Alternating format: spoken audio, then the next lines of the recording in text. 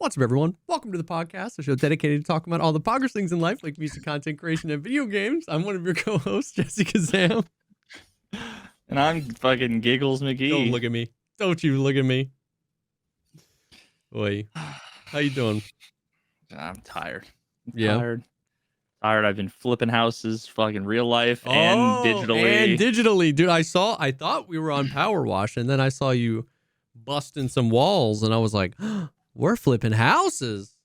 Yeah, I got like repetitive stress, like tendonitis from doing this on Power Washing Sim for 10 hours. Literally this for 10 hours a day. It's like, so I've been playing some House Flipper 2. I tried. Yeah, I've been playing a whole bunch of things. Wait, this is House Flipper 2? Yeah. The big sequel? I skipped one. So yeah, I just been playing that. But IRL, I think we found the piece of land that we are gonna buy. Oh. And so I've been just talking to lawyers, builders, architects, banks, just getting all our ducks in a row. For sure. Yeah, dude. Just bringing back the old days of 2007 Veritas of when I had my real estate license. Yeah. This like reawoken something in you. Yeah, so I'm like, yes, I recognize literally all of this. None of it has changed, which is fucking disgustingly sad. And, yeah. But yeah, so found some land. It's in a really nice spot. It's got all the more descriptive I am, the more likely anyone is to be able to like go on a fucking MLS system and literally search for it and preemptively dox me before I know it. Yeah. It's a nice piece of land in a nice area, nice quiet spot.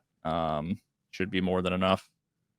And this has been a long time coming. You guys have been like having this kind of on the back burner, thinking about it, trying to move forward on it for years. Yeah. So that's exciting. Yeah. So all I care about really is because we basically had like custom home designed. Yeah. And what I care about is one particular rectangle on the side of the house, which is the 3-car garage, and then above it is the office. Full. It's basically 600 square feet. That is just the studio, and it's like I have this mental picture. I need to go in and like start measuring and diagramming out how I'm gonna have all this fit, because I'm sure it's one of those things that like I'm picturing this massive. I mean, 600 square feet's for an office. I've had entire apartments that were smaller than that. Yep. But I've got a desk for the gaming setup, a desk for like the streaming editing setup. I've got the sim rig. I've got drum set and guitars, and then I want to have like a little bar couch area that I also want to be able to like do some, if I want to have lights and camera stuff, like, I want to design it as all like a content multimedia for sure. So I don't know. VR station, got the hatchet throwing station. If there's room, 100-meter Olympic fucking swimming pool. Shooting range. Yeah. That's so sick though, man. That's the dream. I just know I know that I don't know what I don't know, that I know what I don't know what I'm in for when it comes to building a house from scratch. It's going to be like, oh, there's like 3 endangered owls that live on my land. Oh, okay, cool. Like, do I have to go to town hall or do I get my 22? Like, what do how do I solve this problem? We actually have to zone around the owl nest. The owl nest, we have to build the house around it. Yeah. Yep. Yeah. So, I mean, and then you're gonna get everybody being like, "Oh, you should have done this back in 2007, man. The interest rates and the number." And it's like, well, I didn't need a house in 2007. Yeah, it's rough. Like my mortgage on my current house is under 3%. Shut up. It's looking like it's going to be about 7%. Yeah. 7. So it's, I mean, me and Meg, we both maintained our 800 plus credit scores. So that's like a hobby of mine, is just staring at my FICO score and hitting F5 for the last 20 years. But yeah, dude. Damn. So that's gonna take up quite a bit of my like mental and emotional Yeah, for space for sure, the for next sure. year. Yeah, at least. But at some point between now and then, I'll actually release a video on YouTube, and then Mm. I'll have an excuse to procrastinate for another 9 months. Mm-hmm. What's the Uh, status of the video? I'm working You don't on want to it. talk? Okay. It's it, it's there's just a lot, I a believe it. lot. Oh yeah, Yeah, your and projects are huge. every time I sit down to write something, I have 4 more ideas, Yeah, which then involve more researching of the thing, and then so yeah. I've got the general sort of vision. Yeah, I just gotta, and then there's a few different things production wise that are going to be different here that are going to take some time for me when like it comes to camera stuff and lighting stuff and microphone Yeah. stuff and For how you want to uh record certain sections of it and stuff. Yeah, yeah, yeah, yeah, yeah. Okay. which could be like a proof of concept for being able to do more stuff quicker later. For sure. 100%. And it'll be applicable to what I want to do with the new office. It's just kind of going to be a temporary thing. Yeah. But so it is what it is. That's I'm exciting. working on it. I wanna get it. Trust me, I want to get it done as soon as possible because there's already starting to be little things here and there about things that I'm kind of interested in covering. And ironically Oh, enough, one of the things that I'm like, by the time I'm done with this video, chances are, so no one get their hopes up. Chances are I'll be over this. But um, given that I've been going hard with the Karen Reed retrial round 2, I've been like considering yeah. covering it again. Yeah. Um, Because you never did a video on it during round 1, did you? No. no, I was going to originally I was going to do a video, and then it was that time I was doing some traveling, listening to a bunch of true crime stuff. Yes. And I was like, I want to make it maybe audio form, do a podcast and this and that. And then I, as like a side tangential thing, ended up down the hostelong to fucking Yeah. get harassed online for a Google search, and that like turned me off of wanting to engage at That's all. right. That's right. But what's really interesting is that like, dude, the second trial is so different. It's a completely different trial. Interesting. Literally, the homeowners never came to testify. Lead investigator never came to testify. The ATF agent who many people think was the one that might have done the murder and The killing. Hoslong to Diane Holding. He didn't get called to testify. His name got mentioned like 3 times. Do you think that's a result of like them basically like round 1 and then round 2 they learned from round 1? Like, is it so different because they like saw the pitfalls or the potential downfalls of certain things? Because I know you said that with about Trooper Proctor, where he ended up kind of just being a person nobody wanted because the prosecution doesn't want him because he's a mess, and the defense doesn't want to get for him to give himself a chance at this like redemption, I'm so sorry arc. So nobody wants him. Is it kind of like that where it's both? It's both. So like they had a special prosecutor come in, this guy attorney, I don't know his first name, Brennan, who I think might have been the guy who like defended fucking Whitey Bulger or something. Like he's like a famous attorney, but he's a defense attorney. So he came in as a special prosecutor and kind of took over. So he went about prosecuting it totally differently. And then so the defense basically had to do we need to defend against this case, and also with a different case with in mind the things we learned from the last case. Yeah. So there was like moving, it's like you've changed guns, sights, and the target's moving a different direction now. Yeah. Everything So, is changing. yeah. But one of the more interesting things or one of the funny things, if I was a conspiracy theorist or a fucking crazy numerologist, it might be sus that the trial started on April 1st and basically is going to end on Friday the 13th. Holy. The Yeah. numbers, Mason. What do they mean? Yeah, and as was pointed out by Overskilled, one of my mods, if it makes it to Monday, that will be the 33rd day of the trial, and the Freemasons 33. It's all a sign, and he was found. Now it depending on how long the jury takes to deliberate. If they wait until Tuesday, it would be the 34th day of trial, and John O'Keefe's body was found on 34 Fairview Road. Dude, it's almost like every number has some crazy thing attached to it, such that anything can at any time be interpreted as a part of some cool number thing.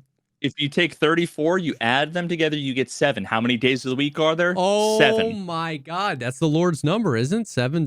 He created the earth in 7 days. 7 days. He created the earth in 7 days. The seventh- who were the Gospels? Were Mark, Paul, and Matthew, Mark, Luke, and John. And John O'Keefe? Coincidence? The 7th day of creation was the day of rest. He found his eternal rest on that day. That's where there's Lana's where the body allegedly came to rest, allegedly after being hit, allegedly by the car. So that's something I want to talk about. I put together a small little presentation. Okay. Oh my God. Yes. So the prosecution had their expert crash reconstruction guy. Okay. Come in. Okay. Yeah. And first of all, he was one of the most insufferable expert witnesses on planet Earth. From the first one or from this one? He's a new one. Gotcha. New one. The last one was a joke. He wasn't even insufferable. He was just like brain dead. Yeah. Okay. So this guy totally sucked. A, but B, dude, there's so many wild things. He did like, let's say there's 2 tests. Okay. Okay. And one of the things he did, which I'll show, I have some visuals of all of this stuff. Visuals. One of the tests he did was, let me think. The order of operations. I should show you the little. Please excuse my dear Aunt Sally. Yeah, my little PowerPoint presentation here. That's. Let me see. Are you gonna be able to see? You can. Okay, so this is now. So these actually look like kind of gnarly, but they're like very superficial. Like they're not deep at all. Okay. They're not deep at all. So this is John O'Keefe's arm. Okay. That was allegedly attacked by a car. Yeah, definitely not a dog for sure. Definitely not a dog. No definitely way, absolutely not a bro. dog. Objection, calls for speculation. Yeah. Hold on, let me see. That's like that. Those are Lexus scratches. Everybody knows that. Yeah, you have sort of the rounded arched, yeah, that's parallel. The parallel with the spikes on the Lexus. Exactly. Yeah. Okay. Okay, so part of what they were doing was, so you have here's his arm. Okay. And then here's the sweatshirt that he was found in. Now they had to like cut it off him basically. Yeah. But one of the things that they did was this was the arm with all the scratches on it. All of these little things they point to holes. Oh, gotcha. Now, so let me just show you. Here's an example of one of the holes. Mm-hmm. Okay. For sure, a car hit that. Definitely looks like a car. And here's another one. Uh-huh. Okay. So there are a few things here that I have to tell you throughout this. I went through the full range of emotions. Okay. In all the ways you wouldn't expect, and I want to see if you'll go through them. Take me on this journey, okay. So this is the expert from the prosecution. Now they have this kind of now, according to them, but after the fact, they are not proposing that this is now. Keep in mind, this guy was wearing the same hat, the same hoodie as John O'Keefe, the same glass. They bought a Lexus that's the same exact year, make, and model. The guy was cosplaying as John O'Keefe in like a kind of a disconcerting way. Like it was very bizarre. Like you didn't need to get the same color fucking t-shirt, and like it was bizarre. Okay. So despite this sort of being the foundation for like one of two tests he did, Okay. later on, it was basically argued that like did he say that this is what he thinks happened? Did he say that this is what John O'Keefe, like the position of his body and the position of his, like, well, if it wasn't, then what the fuck was all this? Like, what is this then? Yeah. You know, so what he did was so he painted the taillight in blue paint. God. Okay. And this is him standing there wearing this t-shirt, the jeans. He even bought the same Nikes. Dude, I'm telling you, bizarre. Weird, bro. And that's him, the car moving at 2 miles an hour or whatever. Now, note that he leans into it. Yeah. Like, literally, he, like, leans forward. Yeah, which you would naturally do if you knew you were about to get struck by a car. Yeah, of course. So that was the basis of, like, half of his tests. Dude. This is his slide, by the way. Perfectly, like, I'm surprised there's no clip art here, because it's like, let me put every fucking JPEG ever in existence on one slide. This is so like if I feel like if you got like a 12-year-old in middle school and you were like, how would you figure this out? This is what they would come up with. We're gonna Johnny, paint the back of the car blue and then run into me. And then if it matches up, man, then that's it. Yeah, if the paint fits, you mustn't acquit. Yeah. So this is basically him saying, "Oh, see, well, if I put my arm in this weird fucking position in this very specific set of circumstances that I'm not claiming happened, I didn't say it happened, I wasn't." Then you get so weird, a pattern, bro. A pattern. You get paint on the arm that looks kind of like the damage to his arm. Okay, so that was the first of two tests. The second test they did, because John O'Keefe's cause of death was basically the back of his skull was like a radial fracture. He basically fell down and hit his head. Yeah, that's right. Back of his head like on the car that struck him didn't whatever. kill him. It was blunt force trauma to the back of the head. That's right. Yeah, and like he would have been incapacitated and or dead within like seconds based on how much damage. Like they described the swelling down into the brainstem and like all this stuff. They're like, yeah, he was toast. He was donezo. So that was so the second test they did was they took one of those crash test dummies, and they're expensive. They're like hundreds of thousands of dollars, but they have like sensors in them. Mm-hmm. And he basically just dropped it so that it fell backwards, and it like hit his head. And it's crazy how much fucking energy, how much G-forces get applied if you just fall back like that. That's gnarly. Like that's what's so terrifying is like, how were any of us alive? Like yeah, we're like one bad trip and fall away from death. Yeah, and I mean that's why it doesn't surprise me that like my buddy Billy has that accident playing with his kids, and it's like, oh, that's what happens. You fall the wrong way and you break your spine, and like, so now based on those two tests and his 140-page PowerPoint that was full of slides like this, I want you to know that they charged the state of the Commonwealth of Massachusetts nearly $400,000 for his work, basically. Well, his work, and I think that's also includes the work of the other guy who lied about his college degree. So we're really just batting 1,000. Yeah. Yeah, it was like $370,000 for a junior high school science project. So let's continue, okay? Now the guys for the now they had to tiptoe around this the entire trial. They could never say Okay. who it was. They said everyone who it wasn't. But there's this company, Arca. They were hired because there was a federal investigation by the FBI. Tangential, it was parallel to the first trial. The feds were investigating this whole thing.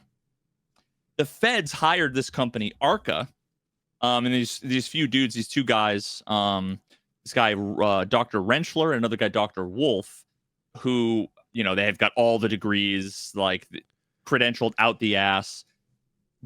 These guys are like the Giga Chad. Everyone calls them crash daddies, especially the first guy, Dr. Wolf, because he's like, he's handsome. He's a handsome guy with the dimples, and like he's you know, he's just, you know, got that vibe. So the crash daddies, unfortunately, no leather daddies in this one. No. There were crash daddies.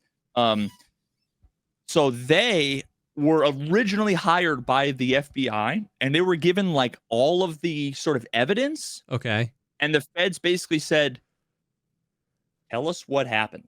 Okay. Not tell us how this car hit. So they looked into all the things. Gotcha. They looked into, because there's like broken glass. They looked into like, what would it be like for if John took the glass and threw it at the taillight?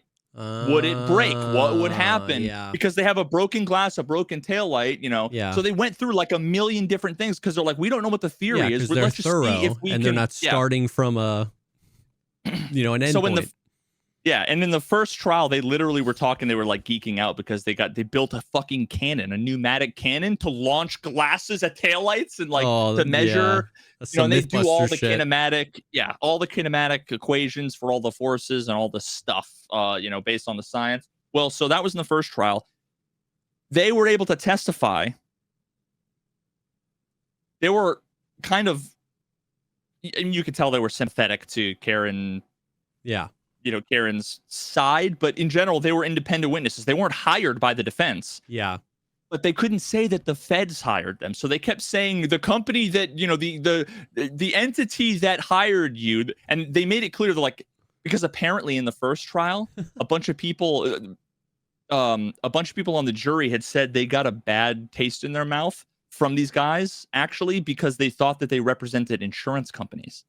So they were like, these guys are scumbag insurance company people. So they were allowed to say they're not insurance company. It wasn't the prosecution. It wasn't us. It was an independent organization that hired you, you know, so they had to dance around that. But for this trial, the defense did retain them to do tests specifically aimed at responding to the Blue Man Group cosplay. For the fan fiction that John O'Keefe was auditioning for the Frozen Blue Man Group mashup on the front lawn that day. Okay. Hell yeah. So what these guys did is some pretty legit science. Yeah. One of the first things they did was they built this fucking pneumatic arm that they were able to, they used like some kind of, you know, I don't know, fucking, it's crazy. Let's just call it crazy glue to stick on sorry, I went backwards, to stick on taillights onto this fucking pneumatic arm. And what they did was they actually took the taillights and they basically put them in freezers. Because it's wintertime, the car's outside. The material strength depends on the temperature. So they have thermal imaging of the taillights.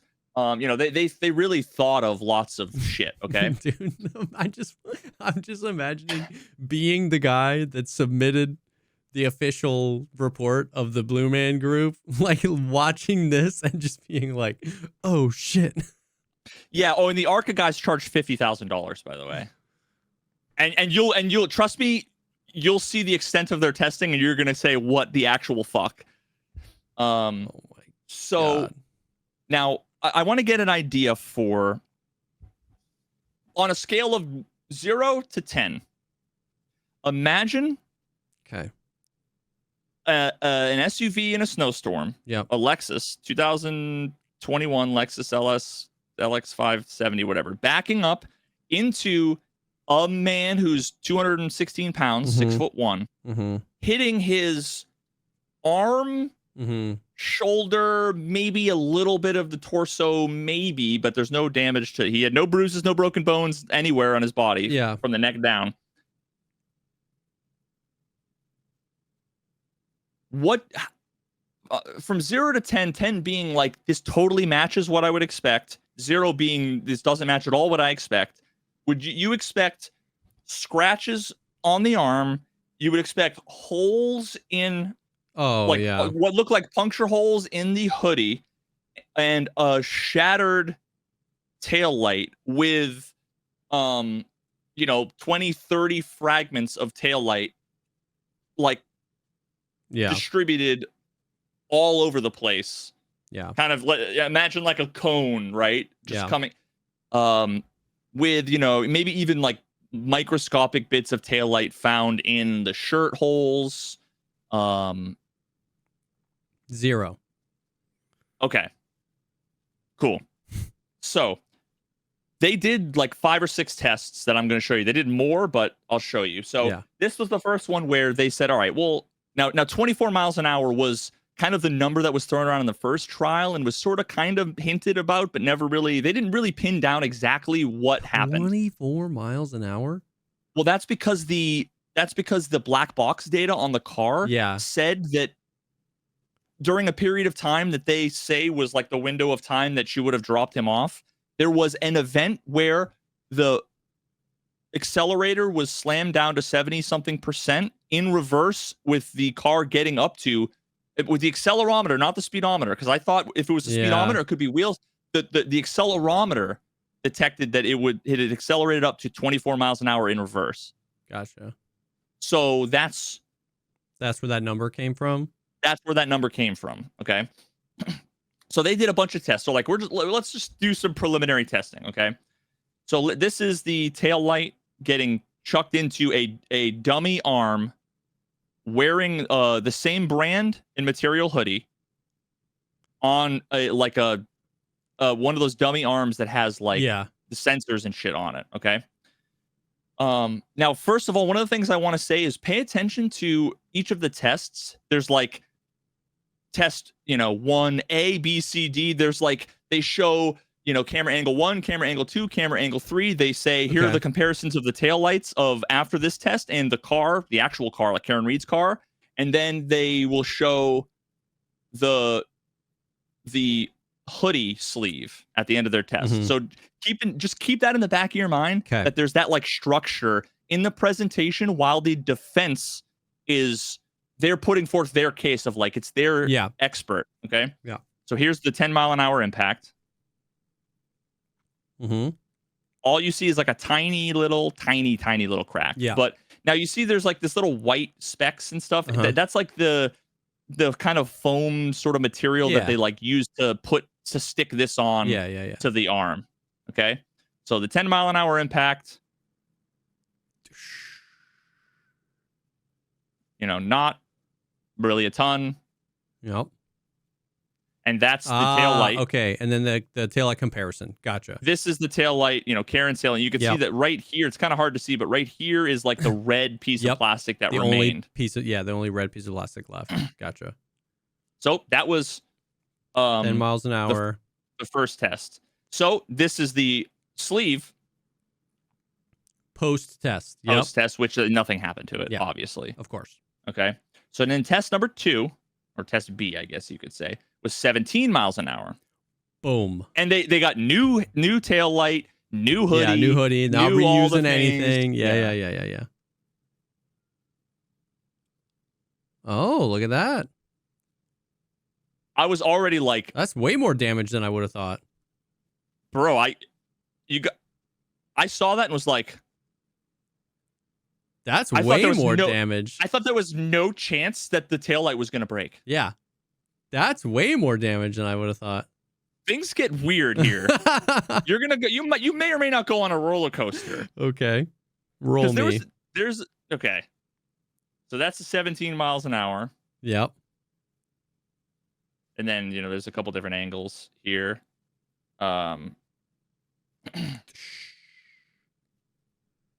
But I mean, look at all those chunks of taillight going Look flying. at all those chickens. Look at all those chickens. Damn. So that you can see. Yeah. The foam, yeah. But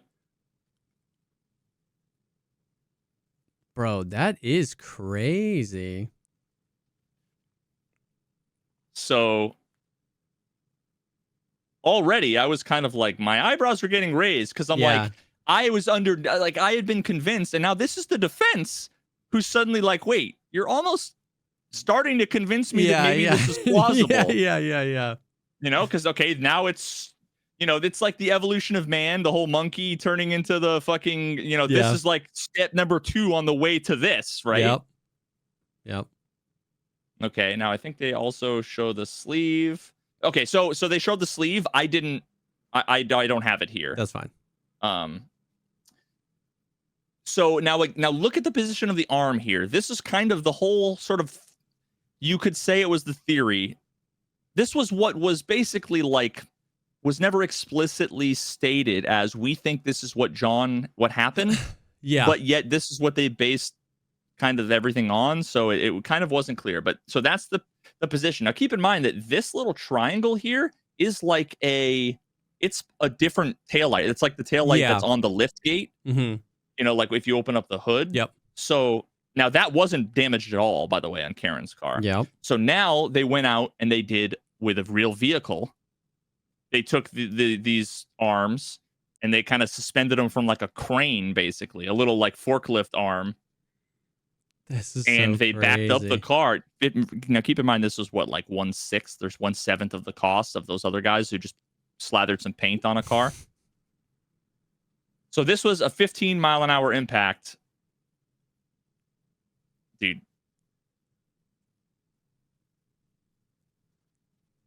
Damn. Now they literally, Interesting. once they took the taillight out and installed it, there was a guy with dry ice holding it on the taillight to keep it cold. So no crack or breakage, or no breakage at 15. No crack or breakage at 15. I love these guys, how thorough they are. I genuinely feel like I'm watching an episode of Mythbusters, bro. Yeah, dude. They got the slow-mo camera. With one unfortunate thing, and that the last and best test didn't have the slow-mo camera. They fucked up. Basically, the guy, they called it a false start. He was basically like, ready, go. And they were like, no, we never hit record on the fucking thing. No. And that was the test where it's like, we got one shot at this. Damn. So 29-mile-an-hour impact. Yeah, so this is the 29-mile-an-hour. It's really, I know it's really hard to see. Breaks a little, right? It breaks.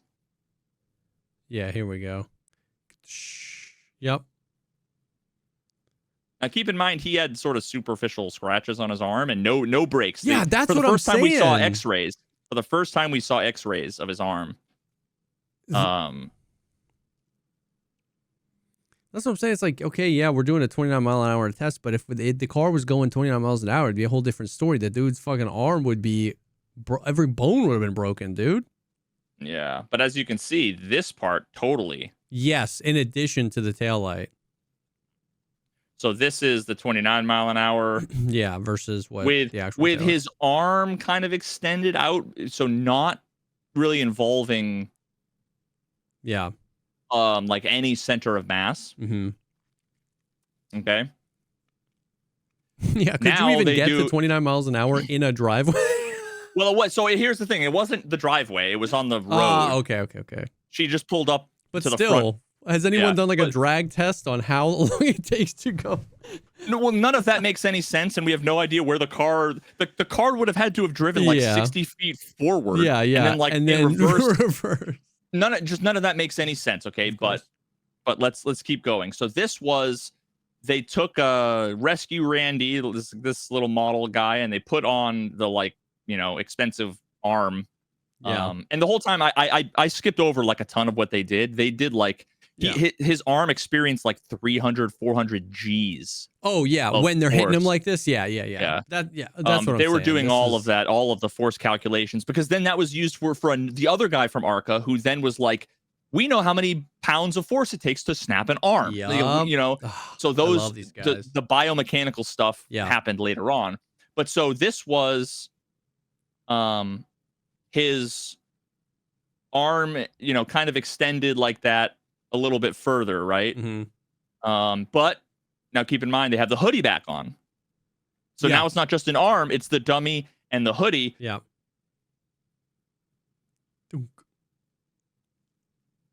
Now, granted, he's like, you know, hanging from the thing. So yeah. Now he would definitely have gone, you know, this way, up or left, you know, but not very far, right? Because it's not hitting center mass. Yep.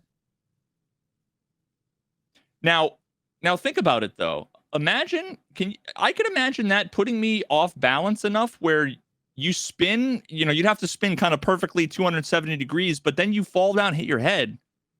For sure. You know, I mean, now also keep in mind one of the things that Karen said in one of her interviews that she gave that she didn't think would ever be shown in court or whatever was that when she found John, one of the first things she did was take a piece of glass, like kind of pick it out of his nose. Eesh. So they played that.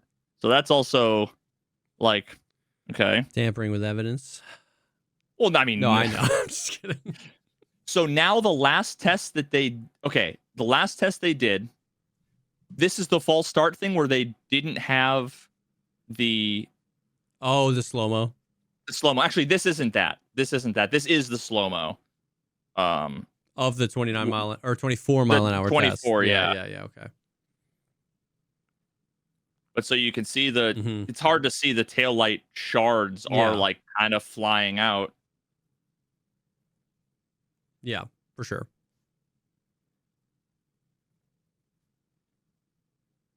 Okay. Now let's see. So then here we're going. Now here's the thing. I mean, it's like we're talking pure RNG. You're gonna get a different shatter every time. Of course. Looking at this, I was fully like, oh, the taillight, like Karen's taillight, could have been exactly like it could have gotten the roll to crack like that. Yeah. For all intents and purposes, like what they've proved to me is that Karen's taillight could have easily broken on John O'Keefe's arm. Yeah. Yeah. Which is like kind of not what you not what you were hoping to see. Yeah. So I'm already like, wait, what? Because all of my expectations have been broken, have been shattered. Like a fucking frozen taillight. Now, test E, they show you the clothing. No damage. Yeah. Okay. Now the last test is a 29 mile an hour impact with closer to what they showed in the original test, right? Where the guy had the blue paint, which involves his kind of shoulder a little hitting bit more of his mass. Yeah. Yep. So now they didn't have the slow-mo camera, but they did have security camera footage that they had to pull.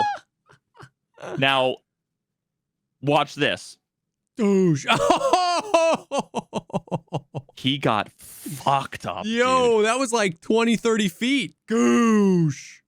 Now look at his head. Yeah. Ka-thunk.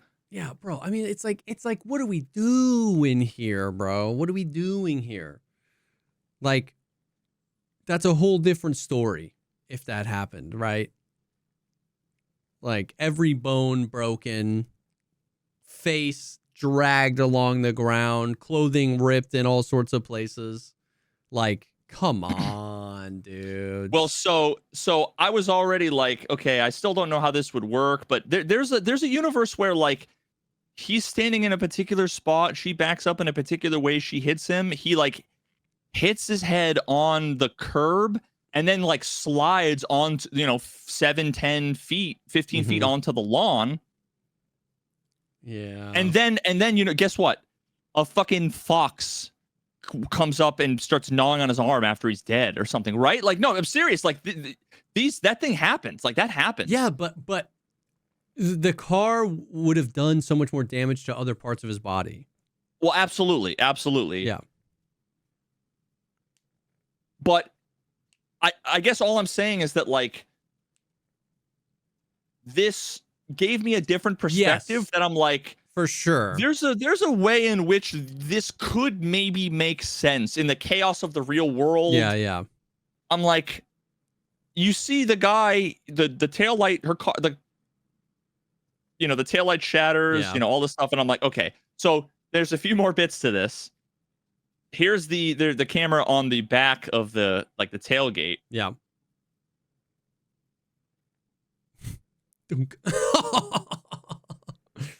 Yeah, bro. I mean, like, this definitely didn't happen.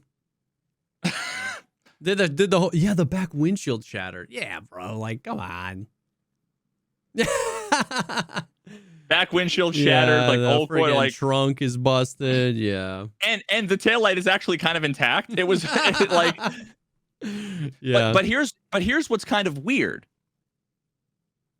So they show this. Okay. They show the tail light. They do the kind of side-by-side comparison of the tail light here, versus whatever. Yeah. But then they moved on. Okay. And I was like, wait a minute. You missed something. Okay. What did they not show here? Oh, the clothes? Yeah, so I was already like, oh, bro, you can't not show the clothes when you've shown the clothes after every test. Yeah. You can't. And I'm like, oh, that's kind of annoying. Maybe I missed it. Whatever. Yeah. I was playing fucking power washing sim. I was half paying attention. I'm like, huh, okay. Well, then they get up to cross-examination. Okay. And Brennan, the lawyer who I fucking cannot stand. I hate this guy. Okay. He gets up and he basically says, you didn't show us the rest of the pictures, did you? And he's like, no. He goes, okay, well then what's the next slide after this? And he shows this. Now what it shows is Rescue Randy's fucked up. Yeah. But what it does show is the taillight pieces are kind of, you could argue, are maybe scattered in a way that maybe was consistent with the taillight pieces found on the front lawn. Yeah. And then you start to think, like, would this brain dead state trooper Proctor really be able to predict that the taillight pieces would be in this area? And would he then also have to take microscopic pieces of the taillight and embed them in the holes on his shirt? And you start to think about, practically speaking, like, okay, this is weird. There was a drinking straw found on the street from the glass that he was walking out of the bar from. Yeah. The glass was found half broken on the lawn. Yeah. John was found on the lawn. His cell phone was found under him. His hat was found near him. His shoe was separate from his body in a different position. Yeah. It starts to be like, maybe this wasn't as laughable of a theory. Yeah. Okay. So, and I'm close to the end here. And then they say, what's the next picture? And I'm like, oh. Mm-hmm. The fact that I keyed in on the fact that they didn't show the picture. Yeah. And then under cross, they're like, what? Show the next thing. And they show it. And I'm like, oh, that's like kind of fucking close. It's more similar than I thought it would be, for sure. You look at some of the holes and it's like, oh. Yeah. So I'm like, are they convincing me that this was plausible? Wait a minute. Now the last thing I'll say is, watch this impact, okay? Now, about a year ago, your boy downloaded beamng.drive. Okay. Downloaded the fucking mod to add the test dummy to it. Oh, yes. And now I couldn't get there's a Lexus LS fucking 570 mod. I couldn't get it to work. So you see the damage, and you saw that he got yeeted. Yeah. His head slammed against the pavement. The back windshield shattered. The tailgate was all busted in. Yep. This is me a year ago, driving backwards with a minivan, funny. 24 miles an hour. 25 is close enough. Yeah. And watch.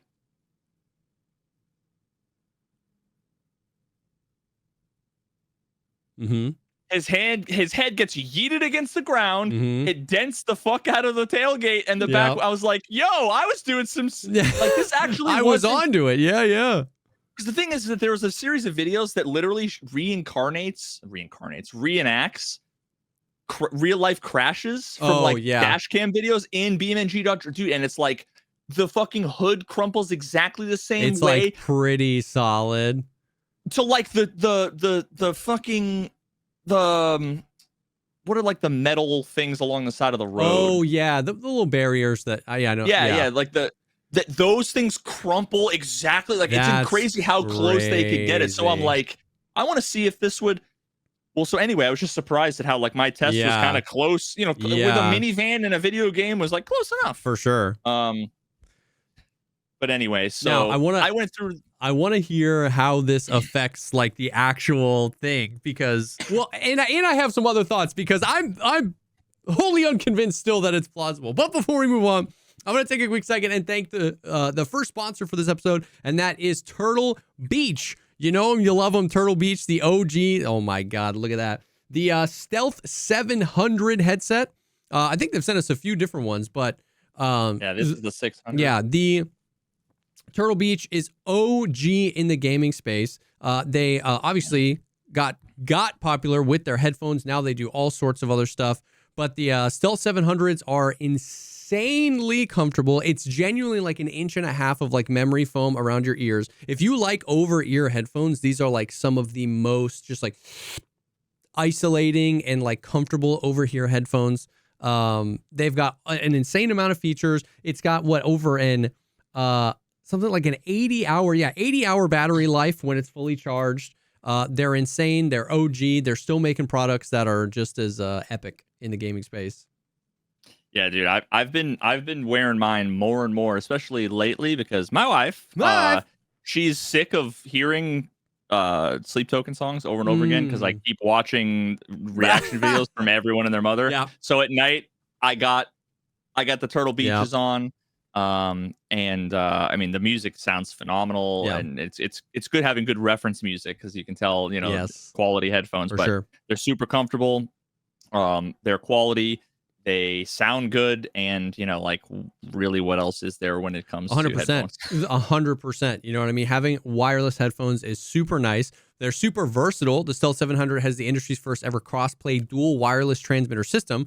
So you get two different USBs in there. You can plug in a computer or console, two different consoles, and you can swap between them. So you're not having to like swap USBs or something like that. Once again, huge battery life. It's got the fold down microphone that hides really, really well. So it doesn't look like you got the call center mic going on. But if you need it, it's there. Having some wireless headphones to bob around the house or on travel while you're traveling, stuff like that is insane. And they don't just do amazing quality headsets. They also have gaming accessories. They got controllers. They got flight sticks. They got all sorts of stuff. They got sim stuff.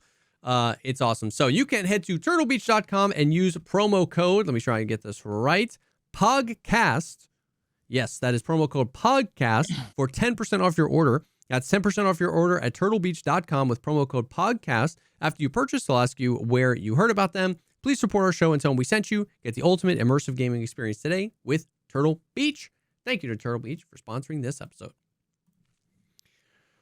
Okay, so like, yes, I see. The thing is that here's my thing about all those tests. Oh no, wait, 0 to 10. You were 0 before. I was 0 before. Well, okay.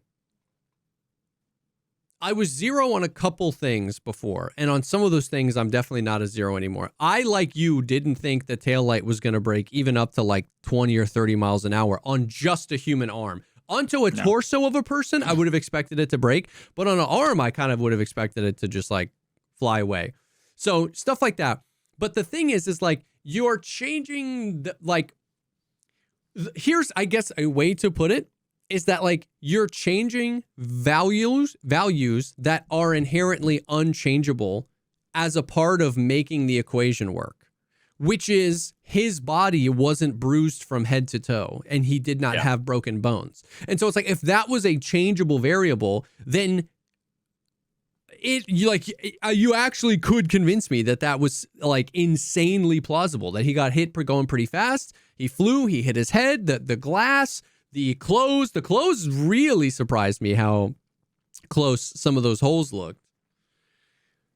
But the thing is that none of that happened at, 12 miles an hour.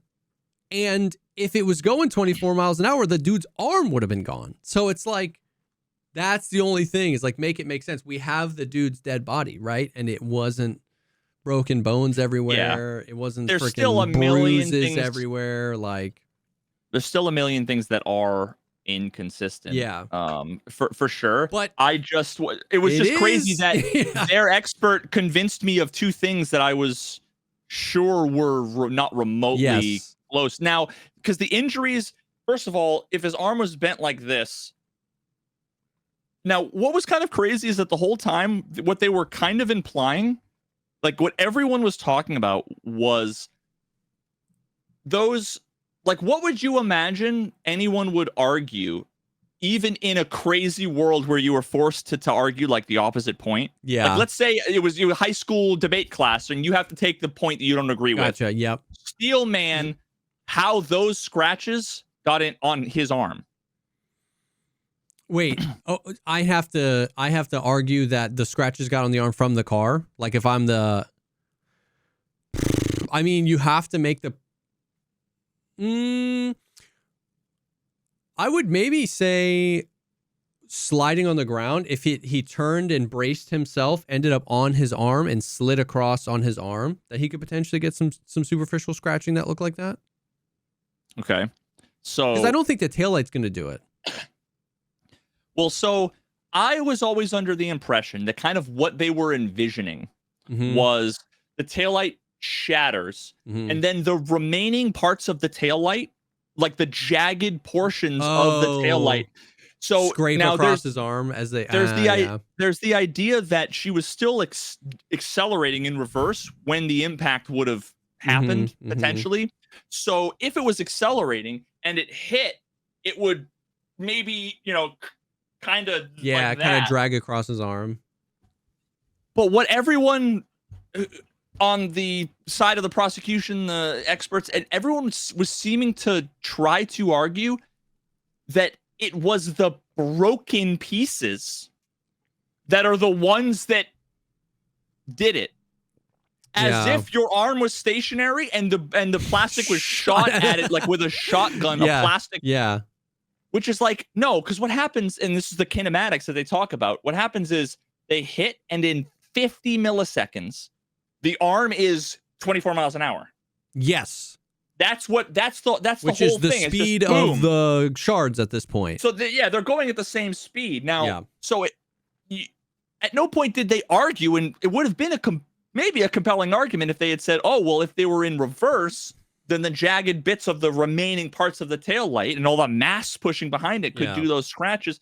And you could maybe think that like his arm, the problem is that if his arm was bent like this, when you look at it, you have the thing that's like, looks like this, and then like parallel scratch this way and then this way. They would all be in the same direction. Yes. If his arm was like this and it scraped across, you'd be able to kind of like bend his arm. They were and arguing, but he was arguing like in cross, basically like that all the shards went like this, as if it's like, bro, what? That's like there's a better bad argument to make, and you're making the bad argument. It was just wild. It was so it was really bizarre, but overall it didn't so much change my like overall opinion or anything. It did kind of blow my mind. But so it was the first guy, the Crash Daddy #1, and then the second guy that was from ARCA that went, and he basically was like, there's just no chance the car did those injuries. The physics doesn't make any sense, and the cross was absolutely savage. Like the defense lawyer didn't even have to, like, he was Brennan. Okay, so the prosecutor was like a major dickbag. Yeah, he kept interrupting and saying like, "You done? Are you gonna answer my question?" Like wicked rude. Like, so now that you said your opinion and ignored my question, how about I ask the question again? Jesus Christ. Like, and he was just kind of sitting there like, but because his answers, basically all of this, what you don't want to do is you don't want to ask a question that the answer is going to hurt your side. Yeah, and that's the point. every question he asked, the guy basically said, yeah, except I didn't even consider this, or I didn't look at this, or I didn't, because there's literally no evidence that he was hit by a car, let alone had this injury by this or this. And he just basically got to say 700 times in front of the jury, yeah, except there's no evidence that any of that happened. There's no evidence that he was hit at all. There's no evidence that the car, like all of that stuff. And it was savage. Damn. But now there also was a little bit of drama. We had like right shortly after this whole thing, one of the defense attorneys gets up, puts on some black rubber gloves, and banging his hand on the fucking podium, calling for a mistrial with prejudice, which means you can't try it again. Yeah. Because as a result of that whole thing, when there was cross-examination of the guy where he said, why didn't you show us the holes on the sleeve? Yeah. He was in redirect examination. They went through all the rest of the pictures. I don't know if they set a trap, or I don't think they did. I just think he had a good rebuttal. They showed all the rest of the pictures, which was like sliding across the pavement. Everything was like it was road rash. And you could even see on the sleeve, it was like dirty and disgusting from the grime on the pavement. And the hoodie, like all the hoodie was completely fucked. The jeans were fucked. The shoes were fucked. The face was all scuffed up on the thing. And it was like, none of that matches. Yep. Then recross. Oh my God. Brennan walks behind the witness, behind like the little podium, and grabs this big plexiglass thing that has the hoodie, the actual hoodie, like in plexiglass. And he goes, okay, so you saw all those holes all over the hoodie and all those scrapes and all the stuff. Did you look at the back of the hoodie by any chance? And he kind of was like caught off guard. And he started to kind of answer. He's like, oh, well, I'm pretty sure the medical examiner. And he goes, did you see the holes here? And it was like, oh, shit. Like, that doesn't, like, it looks like he kind of got caught off guard and didn't consider. Interesting. Because that would have kind of corresponded with the road rash. Like, maybe he did slide across the pavement and then ended up on the grass. And then ended up, So then that was a little fast forward rewind to a few minutes later. The guy gets up there, asks for a mistrial. He puts on the gloves. He takes the now this was the jury had like left. Oh, this was okay. Because very often the jury will leave and they'll do shit. They'll like they'll ask witnesses who are like they're qualifying to be experts, all that stuff. None of that happens in front of the jury. Gotcha. Interesting. The jury went to like their lunch break. He called for this mistrial because the medical examiner, when they went to go take like samples of the hoodie, cut the hoodie up. So everything on the back of the hoodie was done by the medical examiner as a part, like a year later, as a part of testing for trial. And the prosecutor just represented in front of the jury that there was damage to which is like, how do you fix that? That now they might have this bias. Yeah. But what his argument was like, you just tried to attack this guy's expertise and credibility and his ability to like objectively look at evidence and blah, blah, blah by misrepresenting. And you're the prosecutor. Damn. Like you're supposed to be like searching for the truth, not making a case. Yes. You're not supposed to, fabricate evidence, basically. Yep. So they rejected it. They rejected the mistrial, but there was like a bunch of drama around that. And it was like, so anyway, the last guy came on, it went well. And then now they're done. So tomorrow they have closing arguments. And Did it's they like we address never in front of the jury, like, hey, the back of the hoodie wasn't messed up. The punishment was basically the judge had to make a I forget the official terminology for it, but it's basically they tell the jury, hey, this was now she worded it. They went back and forth as to like how it should have been worded. You know, what the defense wanted to say like the prosecutor straight fucking lied to you. Yeah. And the prosecutor, he admitted he made a mistake. He's like, I just overlooked it. I didn't realize that it was like a part of the thing. It was like, you fucking idiot. So he like admitted, he for the first time acknowledged he made jury instruction. So the jury, but all it was basically, she effectively said it is a fact that you should accept that the damage that was shown on the back of the hoodie was done by the medical examiner as a part of the test and had nothing to do with what happened on, gotcha. January 29th or whatever. End of story. So anyway, it's just crazy because we didn't get into were punches thrown. Did Brian Higgins assault him? They didn't talk about the defense's case isn't what else could have happened. It's like there's no way this happened. Well, yes and no. So closing arguments, you're allowed. It's the only time you're allowed to make argument as a lawyer. You can say this stuff says all of this. Here's my conclusion, right? Normally you can only ask questions. So they got Proctor's text messages into evidence. Yeah. They got a guy measure the distance between where the car was and the garage, and it was, 85 feet, which is what John O'Keefe's phone was alleged to have done. After when this crash would have occurred, his phone still registered steps of 80-something feet before it then stopped moving, and then he was found on the front lawn, and it was in the westward direction, and the garage is west. So I think they're gonna argue. Yeah.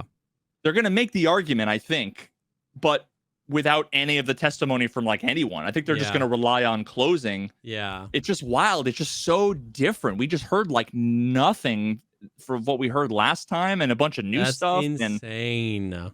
So dude, I'm hoping that they, closing is done by 1 o'clock or something. And it's possible we have a verdict tomorrow. Dang. That's dying so crazy. I love though that this time the story is about smart people doing smart people things. Like that's what we talked about today, because it's a lot of this case has felt like dumb people doing dumb things. It was a circus clown fiesta. Yeah. Dude. So like to have some proper dudes, what were they, freaking Gruff Daddy, Leather Daddy, Crash Daddy. We got some Crash Daddies doing some actual Crash Daddy stuff. The fact that we got some actual science. I cannot believe what you showed at the beginning, which the dude just painted a car in blue paint and ran it into himself. $400,000. That's insane. Can they bring that up as a part of closing arguments? Like that's just they asked them that. They asked how much they charged, and like so that came into evidence basically. All that came in. That's so insane. So that's like sick to actually have gotten a couple smart people in doing some science, because holy cow, bro. Well, they were in the last trial. They just didn't get a chance. Yeah, and they were misrepresented as not they were misrepresented, but people mistook them for people who they weren't. Yep. Holy cow. That's wild. Oh, yeah. That is out of control. We'll so potentially as early as tomorrow. Holy. By the next episode of the normal podcast, we will definitely have a verdict. So like next week, we'll be talking about the verdict. I don't know if we'll have it for Monday morning or not. We'll see. For the PP. For the PP. That's crazy. That's crazy.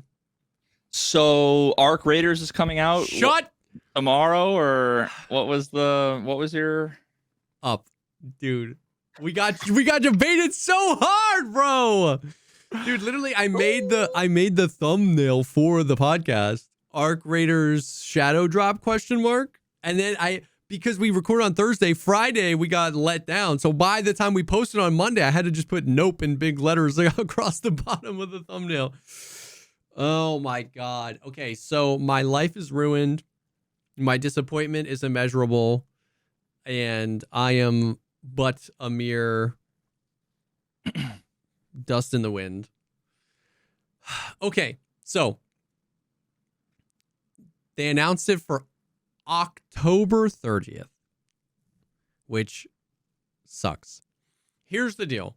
I was prepared for them to not like release anything that day. What I wasn't prepared for was it to be set to be released in October. Like my thought was, well, they might not do an actual shadow drop, but they'll probably announce that it's coming out in the next like few weeks, and maybe we'll get like a beta or something like that. Maybe it'll come out like July, August. I really didn't expect it that far away.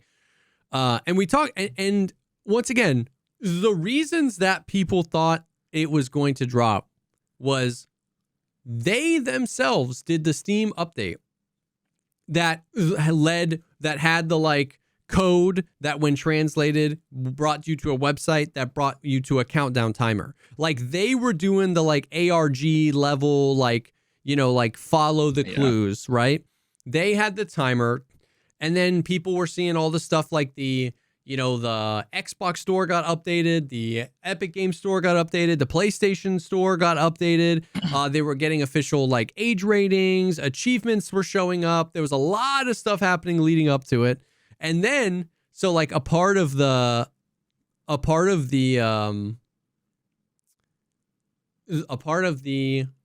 game is this little rooster/chicken called Scrappy. He's like in the hideout. It's like a hideout pet. It's like we got the hideout cat before we got the hideout cat. In the hideout in Arc Raiders, there's this little chicken. And while you're out doing raids, he like collects resources for you. So when you get back to your hideout, you can like get some stuff. It's basically, there's no scav raids in this game. So it's a way to kind of like drip feed casual players like some resources so they can craft stuff. But everybody... And can you get like lucky and he finds like a LEDX equivalent? I don't think so. But you can upgrade him. So then that became a whole thing where people loved Scrappy, and they were like trying to do the quests to upgrade Scrappy so he can get you more stuff. Scrappy just became like the mascot of Arc Raiders. Like 10 minutes before, or maybe like an hour before Summer Games Fest started, Jeff Keighley, the host of the Game Awards, tweeted a picture of a rooster on the stage. Like it was like Scrappy. And everybody was like, there's a big Arc Raiders announcement today. Like, holy. And then they announced then they showed a trailer, and then it said October 30th. And obviously it's like you had people that like, the Discord blew up and you had people go crazy, but it really wasn't like, I don't know. Of course, like I had like 2 people in my chat be like, oh my God, I'm never buying this game. I can't believe they did that to us. And it was like, you're going to buy the most expensive version of the game, dude. Shut up. Like, like most people were just like, oh, like it was disappointing. It was the Jebait. The Embark Studios actually put in the Arc Raiders Discord like an apology. They were like, hey, I saw them tweet out. We definitely should have managed expectations better. We got really excited. We can't release the game early. We're excited to show the game with you on the 30th. So that was interesting.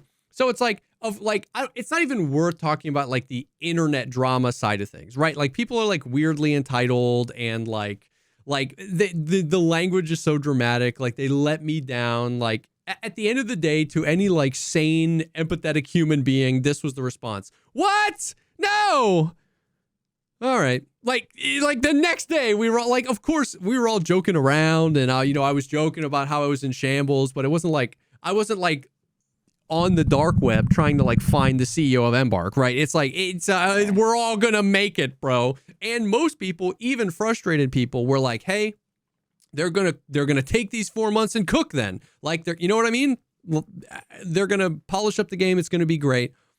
It's just brutal. Like, you know what I mean? The expectation was like, oh, we're gonna get something.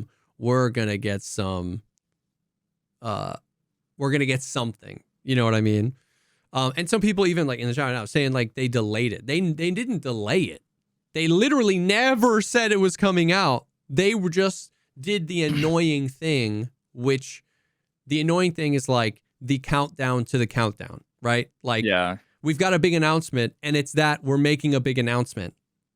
that something's happening on a later date. That's the annoying thing. And it is justifiably annoying, but it's like they didn't delay it. That was they probably had October 30th locked in before this most recent tech test where the internet kind of like fell in love with the game.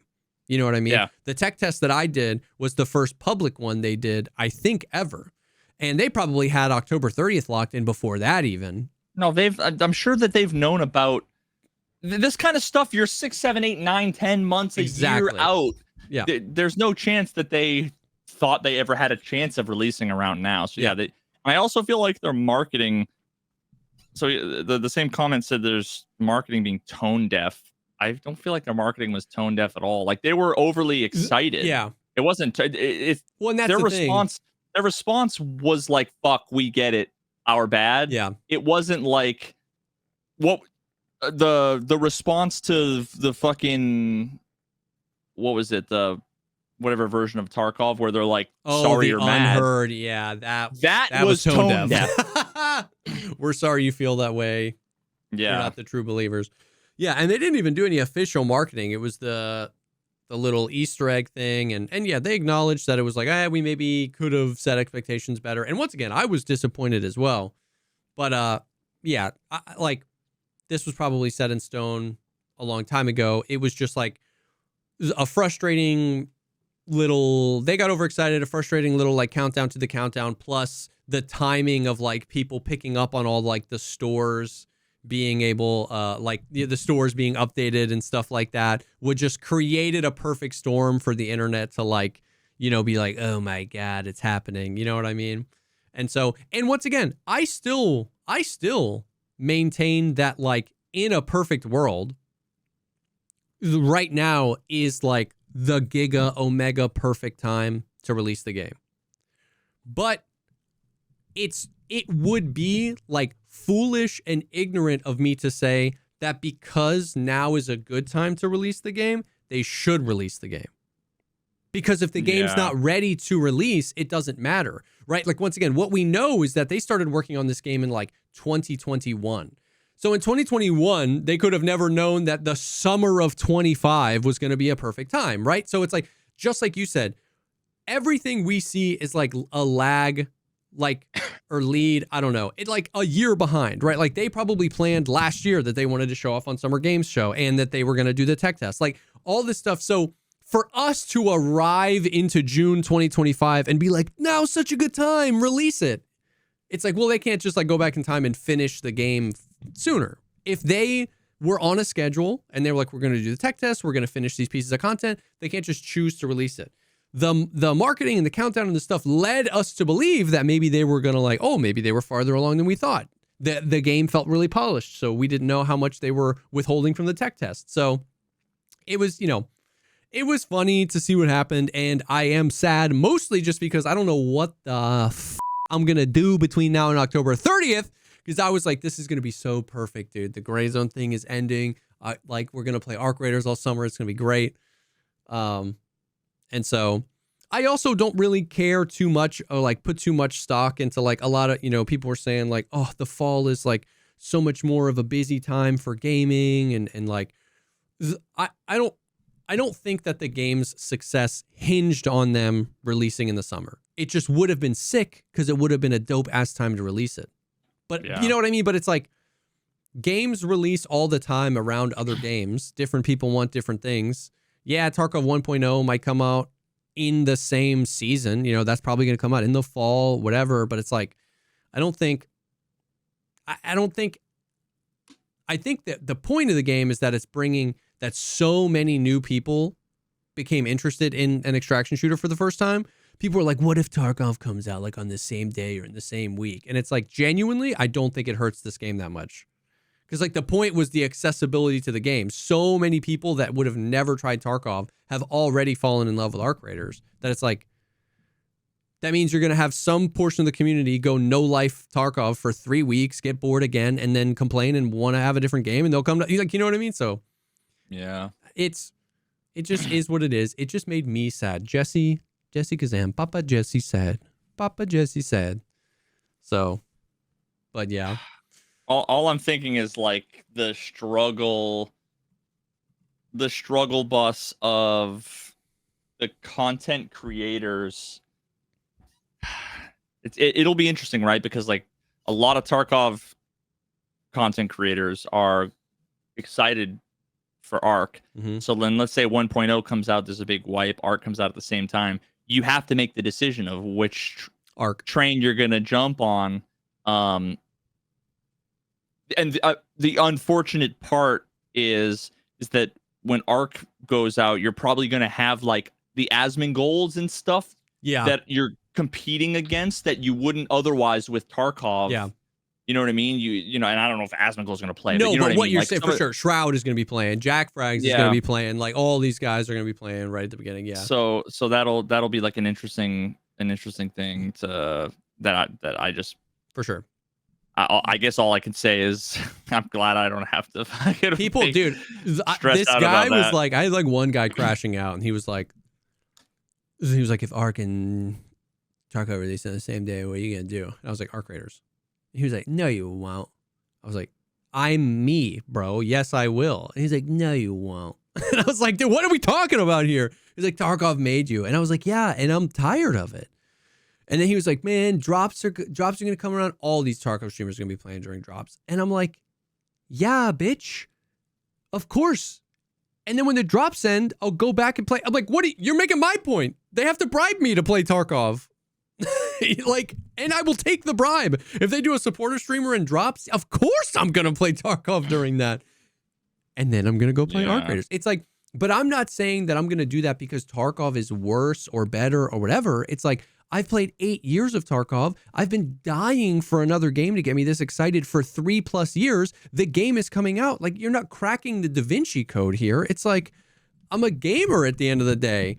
There will be people who, like, if people like me move on to other games like Arc Raiders, there will be opportunities for other content creators to, like, make Tarkov content at 1.0. Like, it's not like the wheel dies if a couple of us leave. It's like that'll be opportunities for other people to blow up and do stuff that I used to do, whatever, and then I'm gonna go play this game, and it's like we're all having fun, man. Like it's that's what's weird, is it's like, why do you care? Like, you play the game that you will enjoy at that time, and I'll play the game I'll enjoy at that time, and it's like, and everybody can be having fun. And it's like they're not coming out on the same day, bro. That's crazy. Anyways, so now before we move on, I want to take a quick second and thank the second sponsor of this episode, and that is Chubbies. Skies out, thighs out. Dude, I've been in my whole new era of styling. My wife is helping me. My fits for summer. My summer fits with my shorts, dude. I'm on that 5-inch inseam. Dude, I got some like white shoes. I got some like summer shirts or some tees that fit. Dude, I'm loving the summer vibes. And Chubbies, man, the Chubby shorts, the original stretch shorts are incredible. They're stretchy. The pockets are deep. They have, once again, you can get whatever like cut inseam you want, the 7-inch, the 5-inch, the 4-inch. Brother, go to the Chubbies website right now. You can get 2-inch inseams for these shorts now. Shut up. Like, I think they just released them, because I've done this before, but if you go, yeah, you can click on like the original, and you can go to the look at those pictures, bro. The 2-inch inseam is criminal. I could never. But if you someone's got thighs for that, not me. But that's what I'm saying, dude. Like, the options are there for you. If you've got the thighs for some 2-inch inseams, bro, Chubbies has you covered. Holy. Go! Dude, yes, sir. Look at those, bro. I mean, that guy's rocking them. Speaking of leather dad, yeah. Well, look at those thighs, bro. I've got fucking boneless chicken tenders down there. Holy.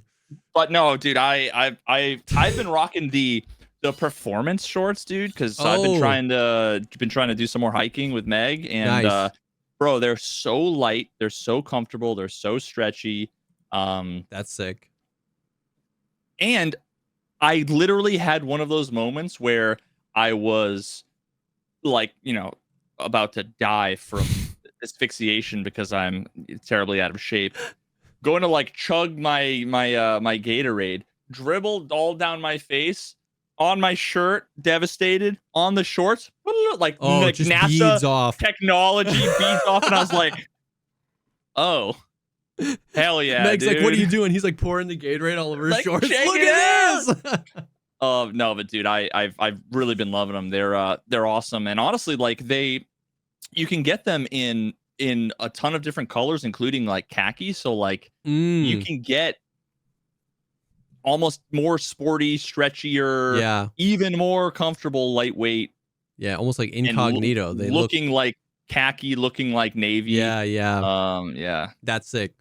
Yeah, so they've got the original stretch shorts, they got the performance athletic shorts.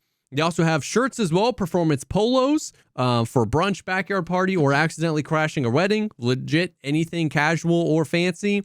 Obviously, they have their classic line swim trunks. That's how, Chubbies kind of blew up back in the day. They have an insane amount of patterns and colors and sizes of the swim trunks.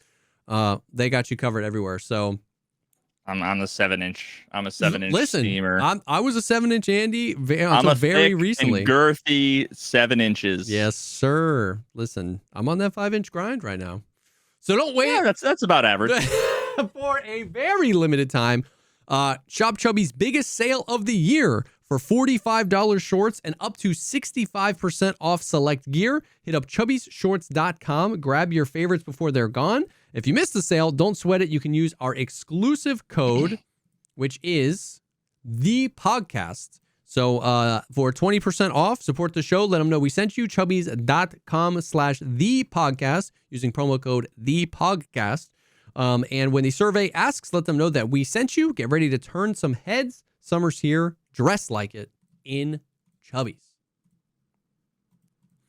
Yeah. Bada bing. So I'm devastated, and I will never recover until October 30th. So the other day I decided to, and this was kind of all coming for a long time, because ever since Arc Raiders, like we don't have to talk about Arc Raiders. I've talked about that ad nauseum about how like it just like rekindled my love for video games. Like so many mechanics, so many things I would have said were bad ideas that they did well. It just like reminded me of how little I know about gaming and how little I know about what I want, and got me excited for a company that seems to like get that, right? And that had got me thinking about their other game, the only other game they had made, which was called The Finals. And I remember playing it back in 2023 when it came out, and I remember really, really enjoying it. But I was super Tarkov pilled at that time, like content creation. Like there was just no game that was going to take me away for like more than a day or two, right? So I remember really liking The Finals, and then I started to see, like, I've watched like 3 video essays in the past 2 weeks that was like, we don't deserve The Finals. Like The Finals is the best game that nobody's playing. And then one was like, I think by the YouTuber Gallantry.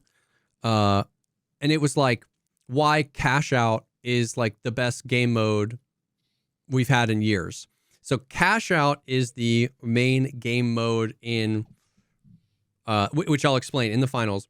But this video was fascinating because it literally started, he was talking about like Doom, which was like one of the first FPSs. And then when people started playing together, Deathmatch came out of that, which was just like 4v4, like everybody kill everybody, right? And he literally went through when each of like the game modes were made and talking about like, Deathmatch and King of the Hill and Capture the Flag, Search and Destroy, Domination, and then Battle Royale, which came like much later. That was like the first time in a long time, it felt like something was like new and fresh. And then it was really fascinating. He isolated basically each game mode to like 3 pillars of what were they? Complexity. Okay. Yeah.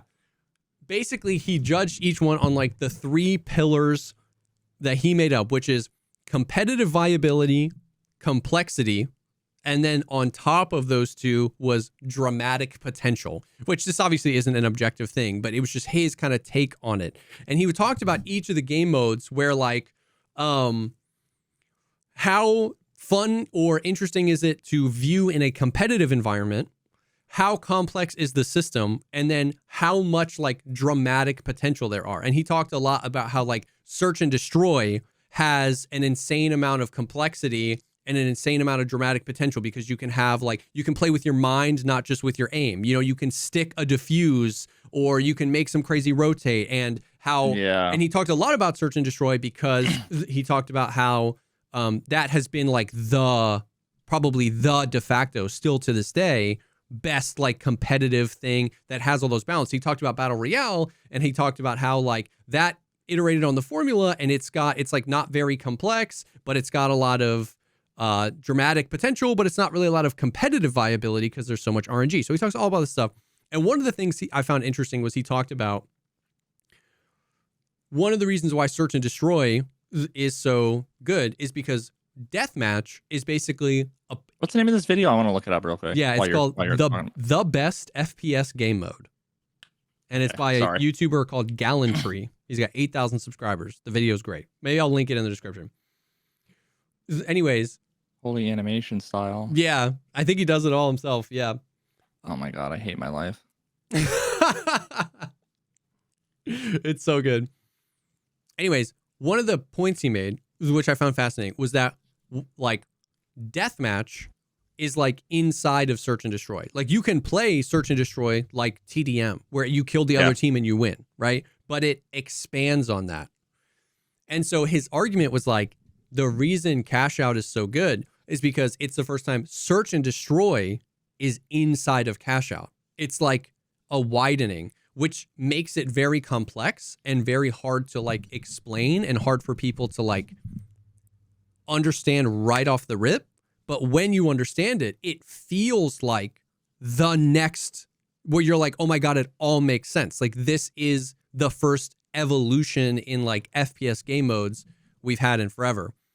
And so to basically explain what Cash Out is when you do like World Tour, it's basically got like Battle Royale vibes, where it starts with there's 8 teams of 3.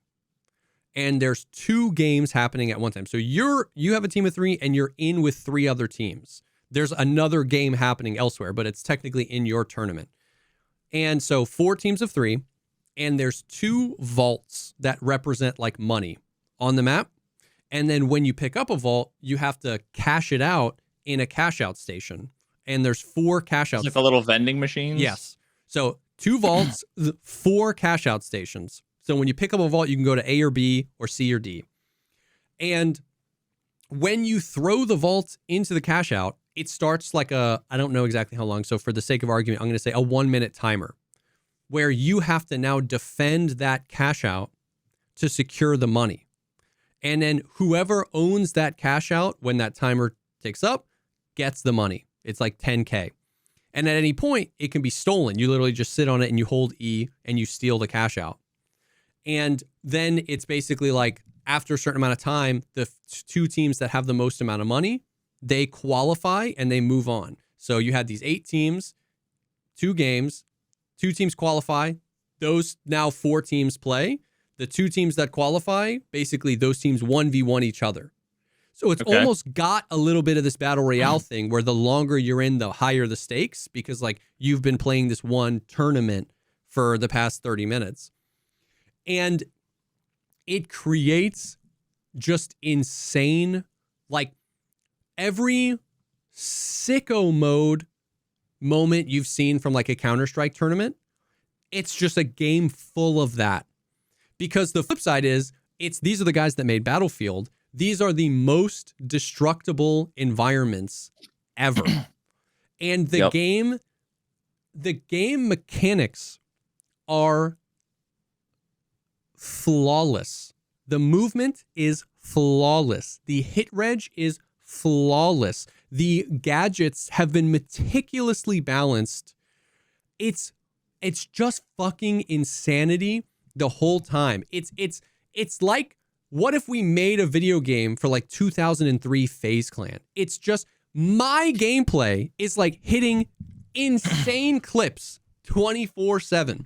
Like, we had these moments, I played for like 3 hours, you can play as a heavy character, a medium character, or a light character. And one of the medium's specialties is that you can use this thing called the dematerializer, where it uses the destruction engine, where I can pull up an iPad and in front of me, it'll just pick a random shape in the wall and I can just take that away. So, and I can just like run through and you can do it super fast. And so like a huge part of the game is moving the cash out as you defend it. So we had the cash out. It was the last vending machine. We had the vending machine. We had our cash in it. Time was running out. We are going to win if we hold the cash out, but there's another team on it and we just died and respawned. So we're having to come back. And so like the whole game had led to this. Like if we lose this cash out, we lose and we're kicked from the tournament. And like, I literally just like run, slide in, they're stealing it. It makes a huge alarm sound when they're stealing it.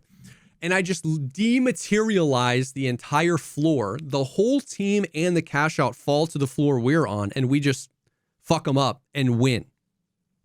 Like, and that's sick as hell, dude. And the moments are insane. Somebody told me, I misunderstood what they were saying. Somebody was telling me you should put a jump pad, which is literally you just place it and then boing, you go crazy, under the cash out for some reason. They were like, put it under the cash out because then when people try to steal it, they'll jump away. So I kind of like slid it under and it didn't work. Nobody did it. But same moment, different game.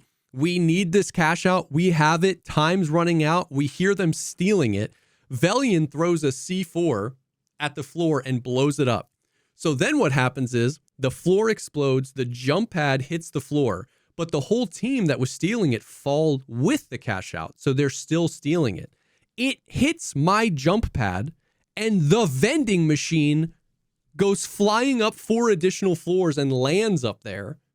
But the team fell and we won. And like, I didn't even mean for that to happen. It was crazy, dude. It was insane. Me, Seal, and Vel played for like 3 hours. And dude, it's so good. I feel like I could never hit anything. I really only played for like maybe an hour or something. Yeah. But I don't think you even really get more than like a red dot on like one of the guns in that amount of time. The more you play, the more you like unlock the gadgets and all the different utility. And it's so funny because I was telling you, like, you can go back 2.5, 3 episodes ago in the podcast, and I was like glazing Arc Raiders, and I was talking about how they have some of the best utility I've ever seen in a game. Like smokes work really well, the zipline works really well. There's like 14 utility in the game that are all, you want to take them all with you because they're all so valuable. This game turns that up to 11. There's genuinely like 20 different gadgets or utility items in the game, and they're all insanely useful. The destructibility of the game is insane. Every single thing is destructible. It works flawlessly. The game performs really, really well. It really is. I played it. I hadn't played it since 2023. I played it for 2 hours and I was like, how is this not the most popular FPS game on the planet? Like, I genuinely don't know.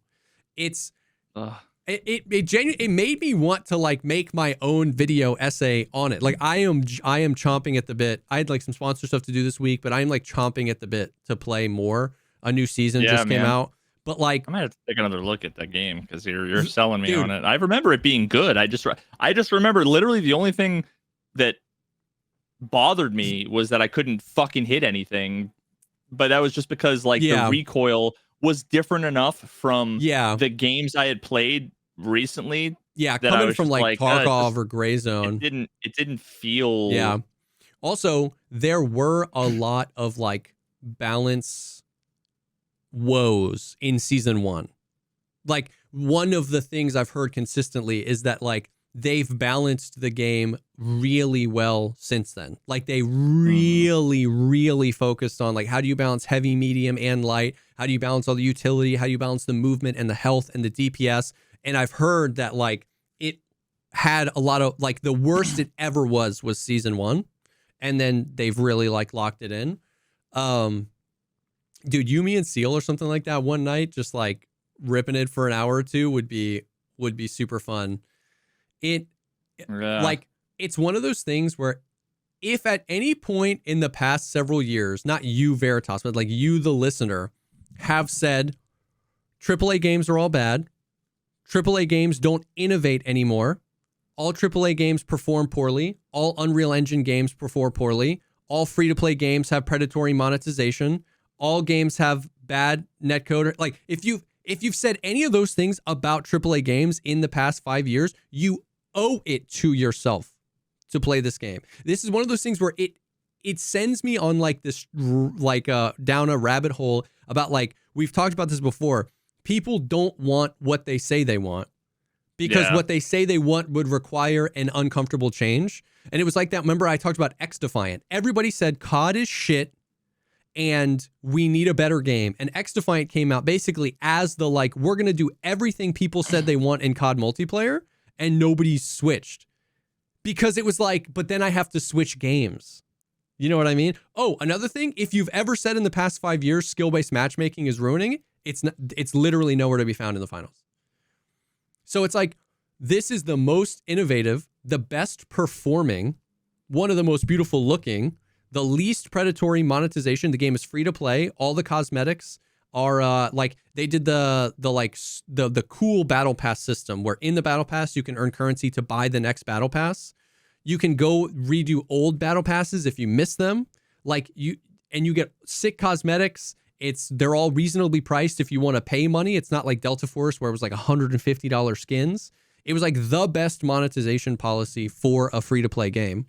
So it's like all of the top 10 woes about AAA gaming, this game did it. They fixed it. No SBMM, 700 frames per second, excellent audio, excellent movement, excellent netcode, innovating the formula of shooters. It's all here. And nobody plays it. Now, not nobody. It's got a small, but like the other day I played it and then I was like so excited I was like, I want to watch. So I went to the finals category on Twitch. The like number one viewer had like 19 views. And I was like, what's happening? Like, how is this game not humongous, bro? I don't know. It's and even looking at this video, I've watched, the first 20 seconds, I can tell the video is going to be incredible. The guy's 8,000 subs, 100,000 views in 2 months. Yeah. The reach the finals, I assume that's the official finals, it is. The official finals YouTube channel. One of the top comments is absolute cinema. Oh, yeah. On his video, I saw that. Yep. It's really cool. It's really satisfying too. So like the lore of it is that like it's sometime in the future, everybody's wearing this is in VR and you're like participating in a game show. And so they do really cool stuff. Like there's no blood in the game. And when you kill someone, they explode into coins, like tokens. Yeah. And there's like incredibly satisfying audio. Like, dude, the audio is perfect. The movement is perfect. The netcode is perfect. I was telling Seal, the movement is so good that it was getting me in trouble because I'm used to such forgiving movement systems. Like if you stand in Tarkov and tap W, like really quick, tap, tap, tap, you're not going anywhere. The inertia hasn't picked up. You just like rotate your shoulders. If you tap W, you're falling off the cliff. Like it's so tight and precise, and like the verticality is insane, and the destructibility, it's just like, I don't know, man. It is the game where it's like, what if you just, this is something I heard. No. I was actually telling my wife that you say this a lot, which is whenever you're playing a game and you walk up to a character and you look at a thing and you have that thought where you're like, I wonder if I can do this. And I wonder if the devs play the game enough to know I'm going to want to do this. This is the game where they were like, here's these like maps and every tool possible to like create your own way of tackling any situation, and anything that you think can work will work. You got the red barrel, you can pick it up and throw it. You got the red barrel, you can put a C4 on it and throw it and then blow the C4. You got an office chair, you can throw that at something. Like it's just everything you think you can do. And it's just like, phase Kazam all of a sudden. Like it's so insane, bro. It's so insane. And it's got the whole rock, paper, scissors element of like lights have 150 health, mediums have 250 health, and heavies have 350 health. But then there's obviously like movement debuffs. So like lights can go crazy with movement, but they die really quickly. Heavies are really slow. And so you have that whole aspect of it too. Like if you get a comp with like, 2 lights and a heavy, or 2 mediums, or one medium, 1 light, 1 heavy, and people that know what they're doing, the composition and the team play can go insane. And then the more that we played, the more that strategy really starts to get involved, because if you wipe a whole team, like you can respawn, it's a respawn mode, but like sometimes it can take up to 30 seconds for you to respawn. So like a team wipe is really powerful because you're just pushing them away from you for a certain amount of time. Yeah.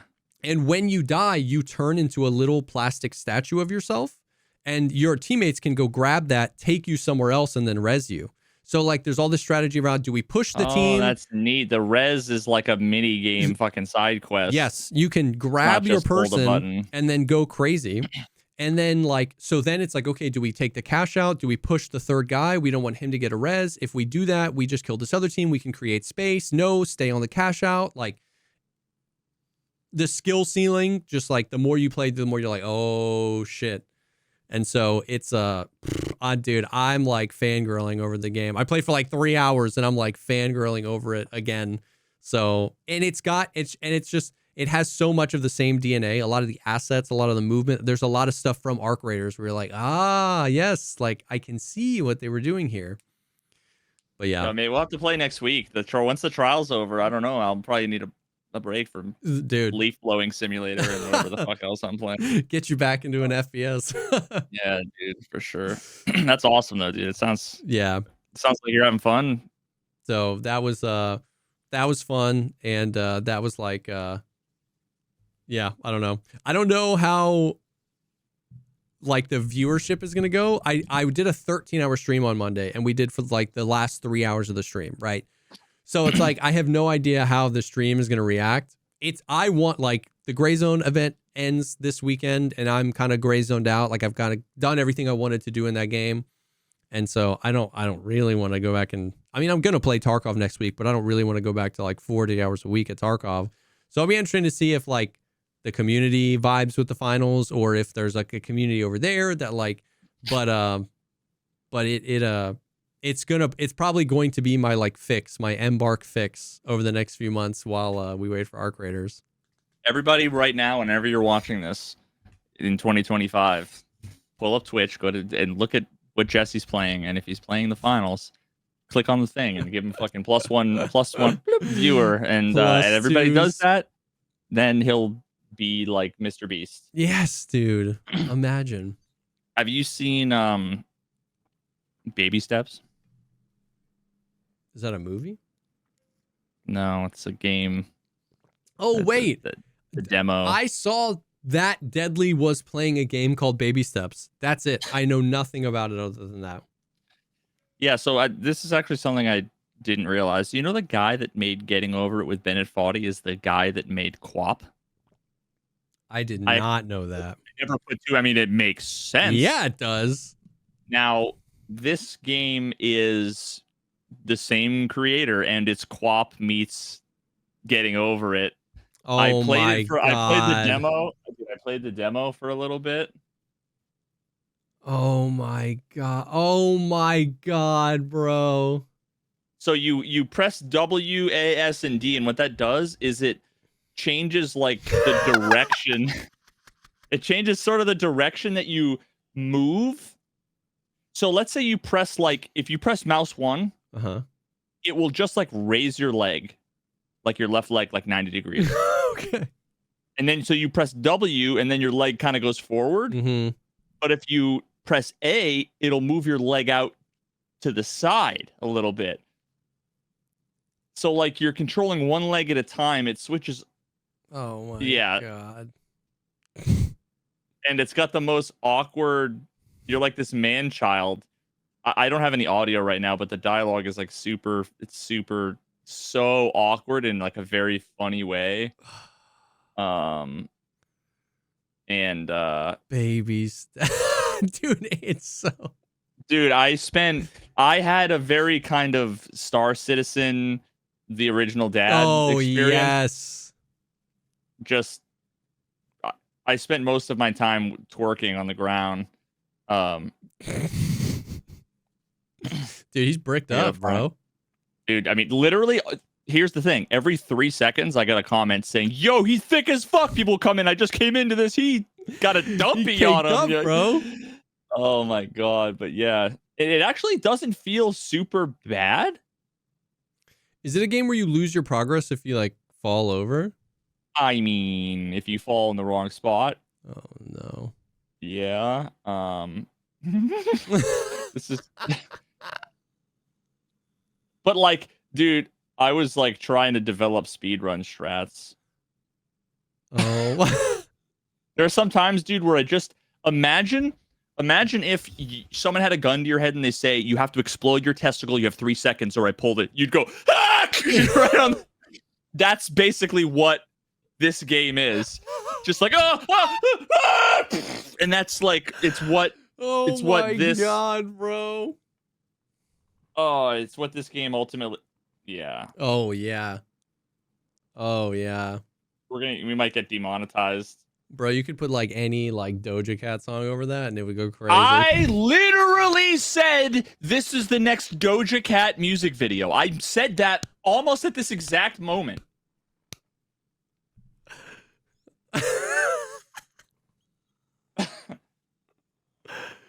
Oh my god. Oh my Yeah. god. I was like, I'm getting ambitious and I'm gonna try and break the game. Oh nope. Oh, and then he just smashes his head, like breaks his neck, dude. I'm excited for this game. Yeah, I'm That's excited. insane. It was. So wait, it it's was a demo fun. or it's out? It's a demo. It's like this big kind of open world where it looks like there's just like stuff to discover. Death Stranding 2.5 or Death Stranding 1.5 is baby steps. I mean, pretty much. Now, see, one of my favorite parts is that like he gets like as you go, he gets like pit stains and like ass crack sweat, and like it just and the dirt accumulates and just like progressively gets worse. So this was sad. I hit like the demo wall, but yeah, this is the first time. There's a period, yeah. So you can see how like nasty, yeah, how gnarly. bro, there was. That's so wild. Yeah. So baby anyway, it's steps. Oh yeah, this is the moment. You said, "Can you lose progress?"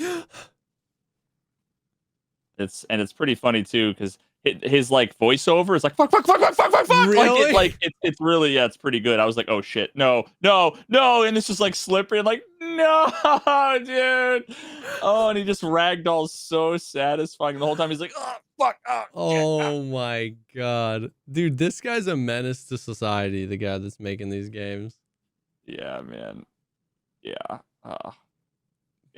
I'm so excited to like see all the little Easter eggs. I found like a little beanie hat that was like hidden, so now I have this like hat, the little hat with a spinner. I found it on the top of like a carousel. So I did like go up like, a slope. Yep. And now so I had this sick beanie. Every time I fall, the beanie falls over. So I have to go lean over and pick up the beanie. So now I have this dumb, annoying mini game, but it's like I don't want to lose the hat because I don't know. Oh my god. Oh god, yeah, I don't know what I'm doing, but it's baby steps. Yeah. The baby steps. Bro, that's incredible. Yep. That's incredible. Dude, this is super random, but my wife is in chat and she reminded me I was crashing out the other day. Have you heard of the brick? It's like a product being sold right now. There's something about it that sounds familiar. Okay. I mean, I wouldn't have expected you to have heard about it because I had never heard about it either. We were talking, my wife and I were just talking. We were talking about the internet and the state of affairs and how people communicate with each other. And, we talk about that stuff we talk about that stuff all the time here and on the PP and stuff like that. Anyways, she brought up this thing called like the brick. And I was like, what is that? Not a Mandelbrick? Not a Mandelbrick. And I was like, what is that? And then she was like, oh my God, I can't believe I've never heard of it. So apparently it's like super duper being marketed to like, there's like white women on Instagram. White woman. Yeah. Instagram. Anyways, it's like a $70 product. And what it does is you put it like on your fridge and you tap your phone on it and it just like disables a bunch of the apps on your phone. And I was like, wait, what? And she was like, yeah, it like does this whole thing. And I was like, so you're telling me they're selling a 14 cents NFC tag in a box and they call it the brick. Yeah, the magnet is probably worth more than the NFC tag inside of it. It's a tiny EMP that just fucks your phone up. And they're selling it for $70. And she was like, what's an NFC? And I was like, I'm losing my mind. You know the doctors are good. You're going to be able to get prescriptions for that. You're going to be going to CVS pharmacy and you'll be like, hi, I'm here to get my prescription for the brick because my fucking therapist prescribed it. My prescription strength brick. But think about the just like the genius, the scamming genius level, like, I've already ordered 2. I don't know what you're talking about. Dude, scam. How often do you find yourself distracted by your phone? All the time. Want a discount? Dude, yep. I was crashing out because nothing about that product has not been around for like 8 years. Like you could just set up a shortcut on your phone that when you press a button, it disables all your apps. You could make that shortcut. You could buy an 11-cent NFC tag and put it anywhere you want and then make it sync to that shortcut. NFC tags have been around for forever. Kitchen. Dude, I just like think about. So it's a physical thing. So like, what happens when you're at work? That's the thing is that the point is you're supposed to tap it and brick your phone and then like go out and then you will be free from distractions. And you can't unbrick it until you get home. And then you tap it again. Oh, so you lock when you leave? Yeah.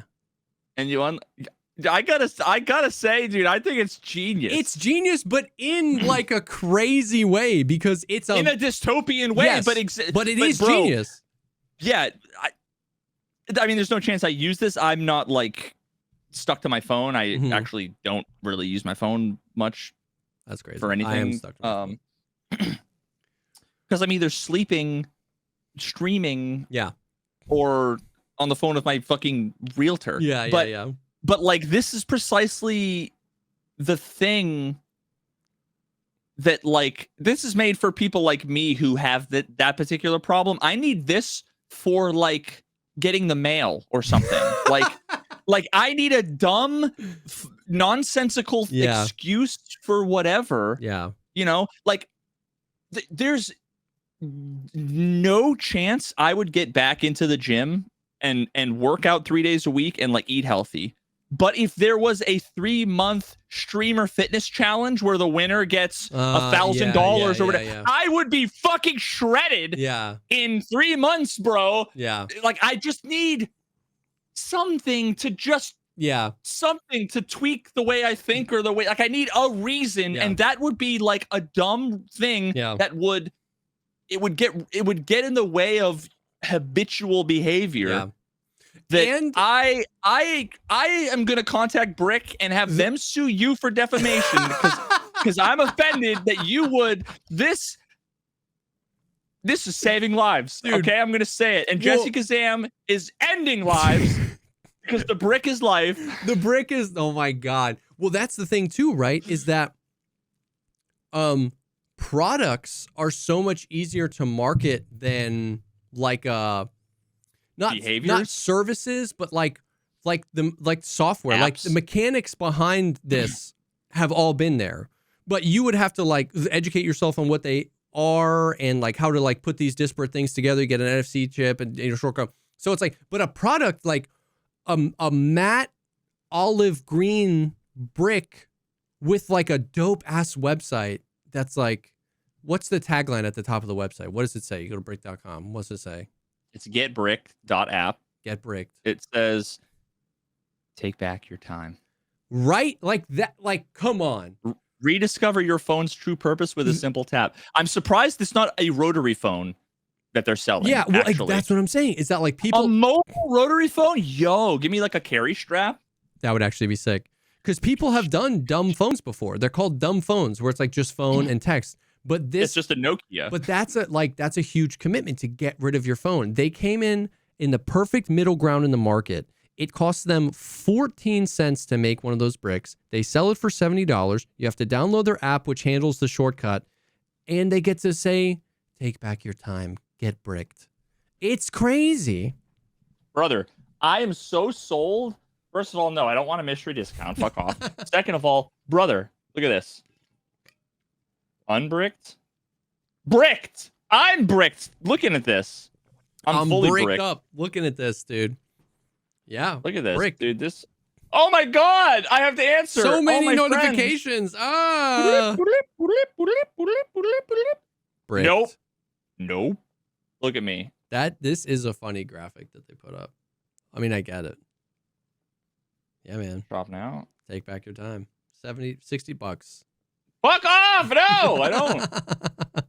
The next episode's gonna be sponsored by the brick. You know that. Use code Pogcast. Everyone use code Pogcast. Dude, for the brick. And they're gonna be like, why are we getting DDoSed by these people using a code that doesn't work? Oh man. Oh, it's genius. It is. So I'm very confused though. Is this like I didn't watch WWDC this year, but like is this like a service that applications have where like there's an API, like every app has an API that's like respond to this call that disables me, or well, no, does it send out an electromagnetic pulse that melts the hardware in your phone? That's definitely it. That's definitely it. No, it's like so like I have this on my phone. It's screen time. It's built into the settings. I had my wife type in a password, and then I set up screen time. So like Twitter and Reddit and these apps that I spent too much time, TikTok. Jesus, imagine if you had a thing you could just tap, bro. God, what you're saying is exactly, bro. But that's what I'm saying. So it's like you can have your phone disable the ability to launch an app. And then with the Shortcuts app, you can do all sorts of basically if this, then that statements where like after 8 o'clock, these apps, this, that. And so this is basically, you have to download their app for it to work with Brick, but that's just because their app has ostensibly like a saved shortcut so that when you just touch the NFC tag on the Brick, it just executes a shortcut.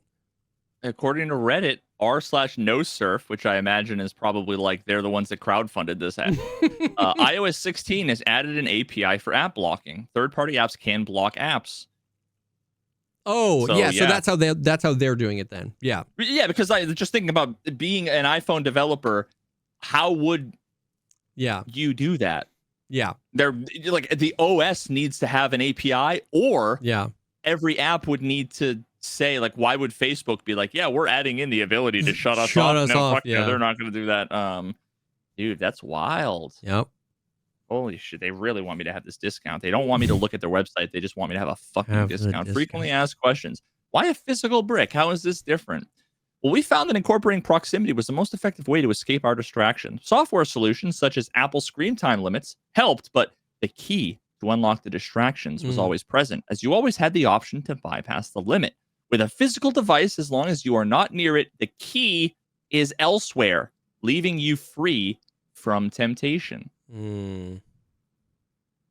Holy shit. Imagine if you could tap a button and it would prevent you from using a meth pipe between the hours of whatever and whatever. You solved the drug crisis. If only meth was digital. Oh, no, wait, that's... Damn it, I couldn't think of any video game to insert there. Did I just... You did. Wait. Your lights got brighter when you smacked your desk.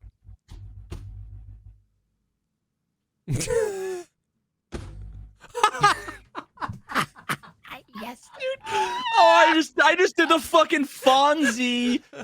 Oh god, that was rad. Oh my god. Cut out the 6 failed attempts, please. Before dude, just the one. Anyways, I found that to be fascinating. The Brick. Will my phone work with Brick? Brick is currently supported for iPhones running iOS 16 or later. Yep. Reddit was right. Damn. We're working on Android. Fucking Android. I'm surprised that Android doesn't just give you an API to like delete apps. Like you could delete other apps if you want, because it's the Wild West. Yeah. What if I lose my brick? We offer 5 emergency unbricks. What if I lose my brick? If those are gone, deleting the app will unbrick your phone. Don't tell people that. Because now they have a digital key that they can unlock. Yep. Yikes. Oof. Well, that is the stuff. Get bricked up. But yeah, thank you guys for hanging. Thanks for hanging with us today. Thank you to Chubbies and to Turtle Beach for sponsoring this episode. And thank you guys for continuing to support the cast. If you want even more content like this, you can go to patreon.com/thepogcastpod, where you can get early ad-free access to these episodes and even additional episodes. Very sorry about this week. It was not intended to skip this week. This week was my like bad. I had a water heater I needed to replace, and you know, and then it was literally like the craziest week for me. So we were like, okay, we can't do it Monday. Let's try and do it Tuesday, and then couldn't do it Tuesday, and then I was busy Wednesday, and then it was like this week was crazy. So we're sorry for missing this week. The dog ate my water heater. Yeah, the dog ate my. I was gonna say pee, but you know what I meant. The episode. Anyways. You're scratching somebody's itch. Anyways, so we're sorry about that. But if you want to get additional episodes, patreon.com/thepodcastpod. Thank you guys for hanging. And we will definitely see y'all on the next one. Get break.